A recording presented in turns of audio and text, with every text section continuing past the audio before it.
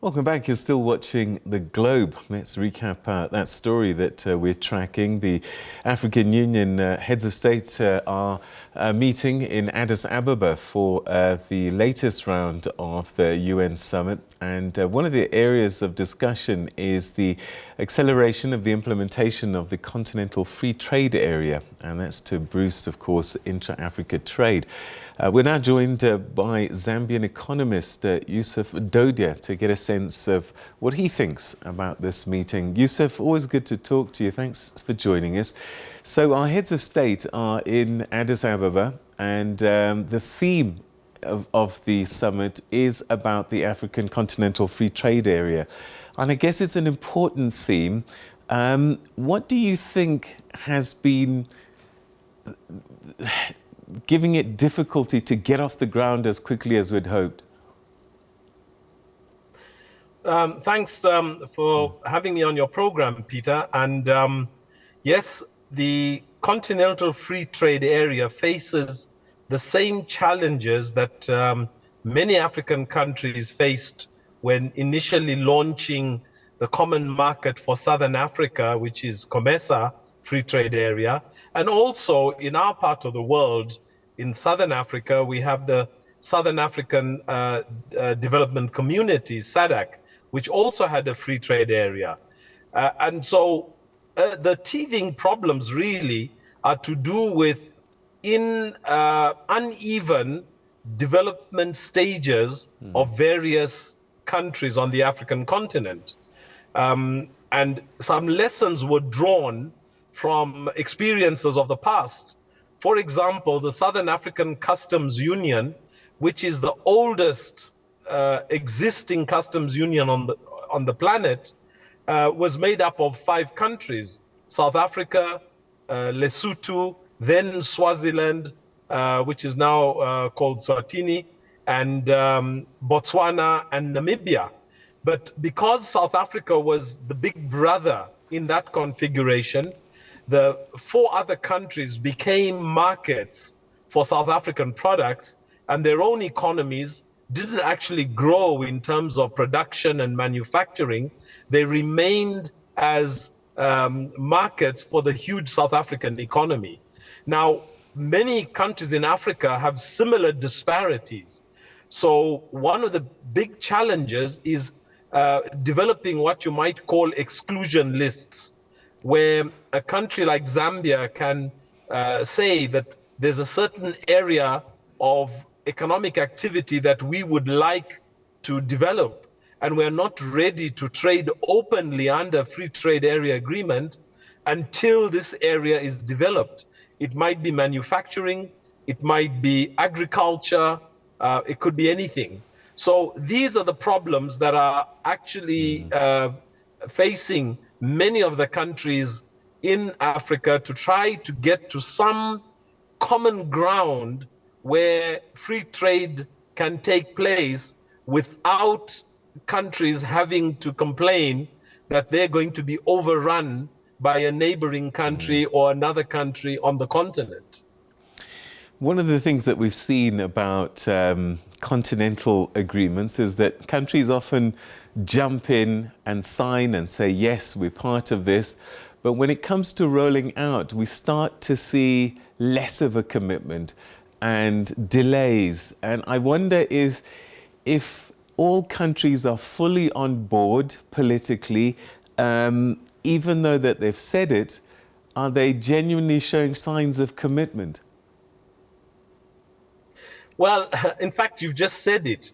Many African countries are fully engaged in being a member of the the Continental Free Trade Area, but this is a political decision. And unfortunately, a political decision is sometimes at variance with the commercial business decisions. So leaders might sign off on these agreements, but they haven't consulted their investors, the business people, the entrepreneurs, and the manufacturers about what the implications would be when you join a free trade area. And we've seen it in Zambia. we've had a situation where we've had to use tariff barriers to stop products coming from neighboring countries in order to protect our domestic economy.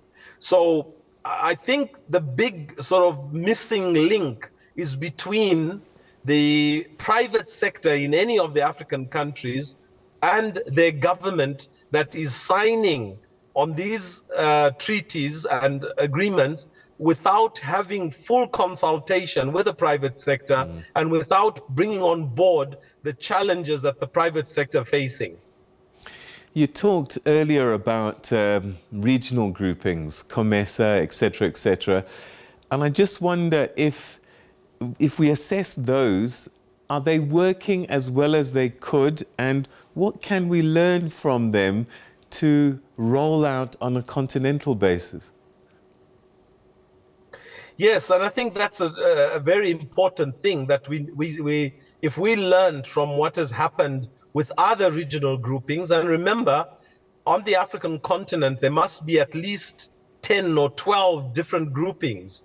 The ones I've mentioned are mainly in Southern Africa, but you've got a host of groupings in West Africa and another lot of groupings in Northeast Africa. So one of the things that I think we learned is, for example, in the Southern African Development Community Free Trade Area and the COMESA Free Trade Area, we have what we call the Common External Tariff. What that means is that when products are imported into any of these countries that are members of this free trade area, the customs duties are the same. So whether Zambia is importing a product, or Botswana or Zimbabwe, they will all use the same tariff structure, 10%, 20% duty. That way you keep a common costing of doing business with the outside world. And then trade between the countries is then regulated by rules of origin, which is something that was developed over the years. And the rules of origin mean that if a product is made in Zimbabwe, it comes into Zambia duty-free.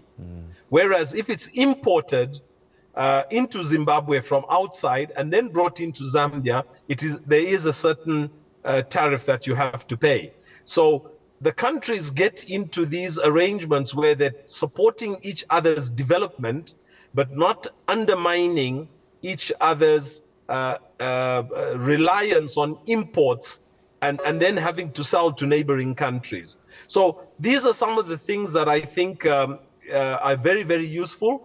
And what is very refreshing is you have somebody like Erastus Mwencha, who was the first Director General of COMESA, moved to the African Union and took his experience from COMESA to the African Union, and that should help in making sure. All right, it looks like we've lost Yusuf Dodia there, but I think he pretty much put his point across about the African Continental Free Trade Area and a lot of the teething issues and lessons that can be learned from the regional groupings that already exist.